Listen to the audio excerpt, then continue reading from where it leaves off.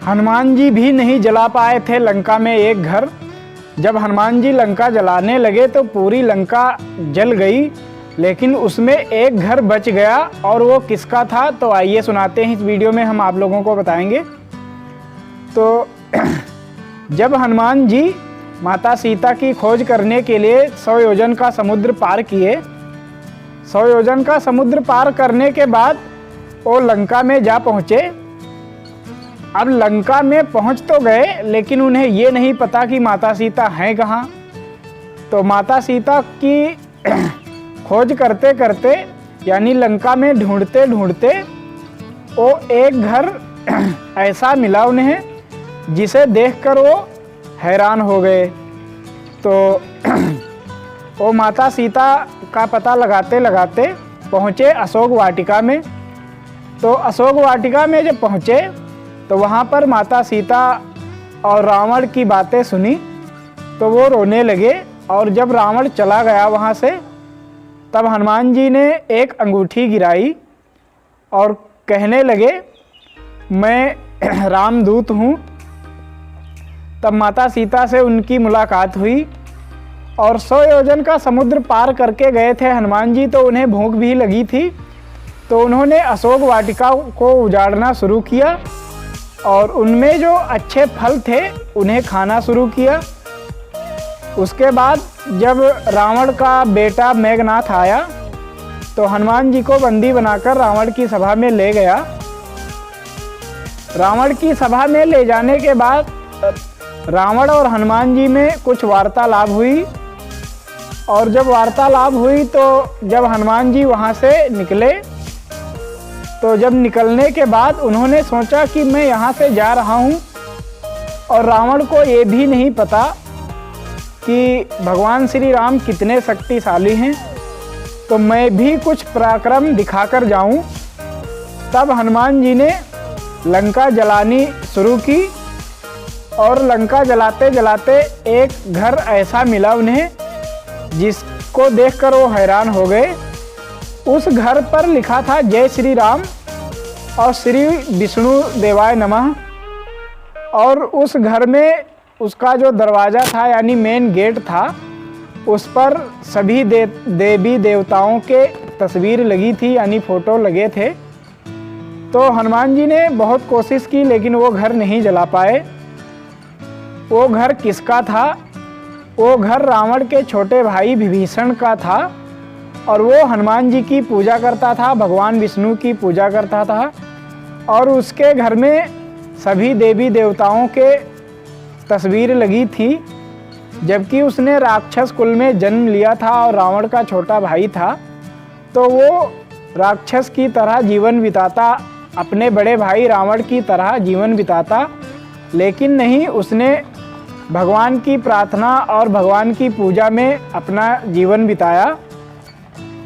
तो वहाँ पर जब हनुमान जी पहुँचे तो जब देखते हैं कि उसका घर नहीं जलता, तब उन्होंने अपनी देवी दृष्टि से देखा कि ये घर क्यों नहीं जल रहा।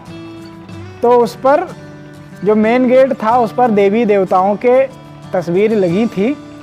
तब उस घर को प्रणाम किया हनुमान जी ने और फिर उस घर के अंदर प्रवेश किया। तो उसमें विभीषण जो था वो भगवान विष्णु की पूजा करता दिखा। जब भगवान विष्णु की पूजा करता दिखा, तब हनुमान जी भगवान विष्णु की पूजा में सम्मिलित हुए और फिर विभीषण से पूछा कि तुम कौन हो और तुम्हारा परिचय क्या है। पूरा लंकावासी जो है राक्षस जाति का है, लेकिन तुम देवी देवताओं की पूजा क्यों करते हो? तब विभीषण ने कहा कि मैं राक्षस कुल में जन्म लिया हूँ, लेकिन मैं ब्राह्मण भी हूँ।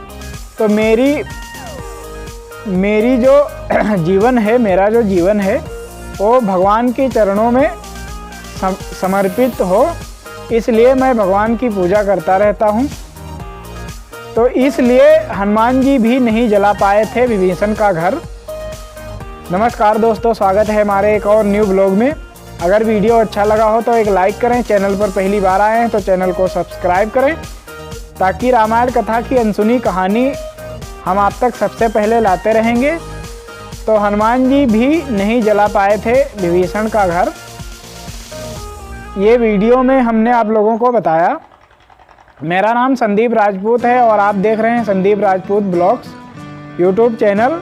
इस यूट्यूब चैनल पर संदीप रामायण की अनसुनी कहानी हम आप तक लाते रहते हैं। तो जब हनुमान जी लंका जला के वापस हुए तो उन्होंने अपनी पूंछ से पूरी लंका जलाई थी, लेकिन अब वो पूंछ जो जल रही तो वो बुझ नहीं रही। तो हनुमान जी ने बहुत कोशिश की अपनी पूंछ को बुझाने के लिए, लेकिन वो नहीं बुझा पाए। आखिर में उन्होंने समुद्र में डुबकी लगाई, फिर जाकर वो पूंछ उनकी आग से बुझी। फिर वहाँ से जब प्रस्थान किए, जब अयोध्या वापस आए, यानी जहाँ रामादल ठहरा हुआ था, भगवान श्री राम की सेना ठहरी हुई थी, वहाँ जब वापस आए तब उन्होंने भगवान श्री राम से कहा, मैं माता सीता से मिलकर आया हूँ। तो अब वहाँ पर जो और भी व्यक्ति थे, वानर थे, वो मानने को तैयार नहीं कि तुम माता सीता से मिलकर आ गए हो, कोई निशानी लेकर आए हो। तो हनुमान जी ने उन्हें माता सीता ने जो जूड़ामणि दी थी उसको दिखाया भगवान श्री राम को। तो लक्ष्मण जी तुरंत ही पहचान गए और कहने लगे, ये माता सीता की ही जूड़ामणि है जो आपने दी थी। तो ये ज़रूर अवश्य, भगवान श्री राम कहने लगे, तुम अवश्य सीता से मिलकर आए हो। और भगवान राम रोने लगे, कहने लगे, वो कैसी हैं? तो हनुमान जी ने कहा, वो आपकी याद में पल पल बिताती हैं। मिलते हैं किसी अगले वीडियो में और ये कहानी हम आप लोगों को अगले वीडियो में सुनाएंगे। कमेंट में जय श्री राम लिखें ज़रूर।